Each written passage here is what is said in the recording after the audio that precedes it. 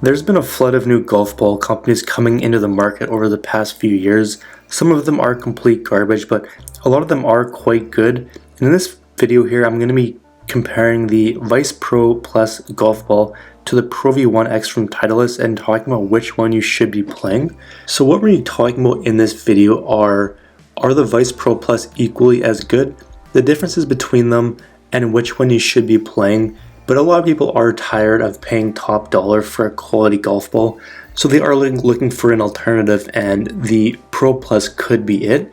But we also try to find the cheapest place to pick them up, and we're going to be talking about that as well.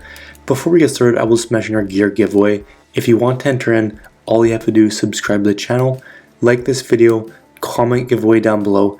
Do those three things and be automatically entered. So let's start off by talking about the feel and quality of these balls, but one of the main differences between these is how they feel at impact. So the compression of these balls is pretty similar in my opinion, but I don't know for sure what the number is on the Pro Plus just because they don't have it on their website. But if you've ever hit a Pro V ball, then you're going to know the V1 is softer than the V1X. So the Pro Plus ball from Vice is more like the Pro V1, and it's a bit softer than the Pro V1X. That's one of the main differences between them. So the next thing we'll talk about is the quality of these balls. And when I say quality, I'm talking about how long they actually do last and how quickly they get scuffed up. Both of these balls, they're not that great, which is a bit unfortunate. They are pretty fragile balls, and if you consistently make solid contact on them, you're probably going to go through a number of them. But the Pro V1X balls, they are pretty expensive. I think they're the most expensive ball on the market. I could be wrong, but that's one of the main reasons why I wouldn't play them. But the Pro Plus are quite a bit cheaper, and even more so if you do buy in bulk. I believe it's if you buy 5 dozen, you get them for cheaper, and then if you buy more, the price keeps going down as you buy more in bulk.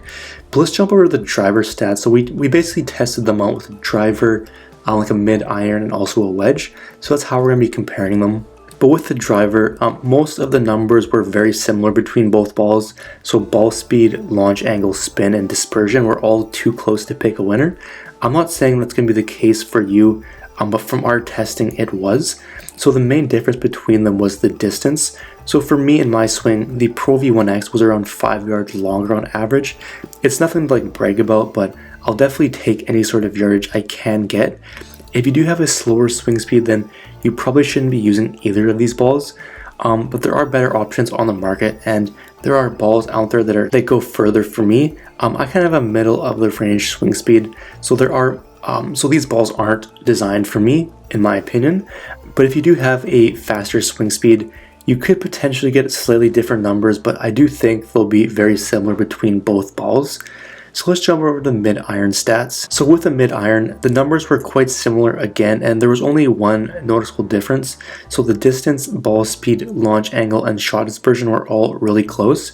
Yardage was almost identical. The only real difference between them was the spin factor. So if you're just an average player, then this probably isn't going to matter for you anyway, but for some people it could be really important. But from our testing, the Pro V1X ball had just under 1000 RPM more than the Pro Plus. It wasn't enough to impact distance or ball flight, but it could give you a little bit more stopping power on the green. This isn't something that matters too much to me, but it is what a lot of people are looking for, so that could be a deciding factor for a lot of people. But let's move on to wedge stats. So with a wedge, it was a little bit of a different story than the rest because all the numbers were essentially the exact same. All of the stats were slightly different, but they were too close to pick a winner, and I would just pretty much call it a tie. They could be a bit different for you though, so I'm not saying it's going to be the case for everybody.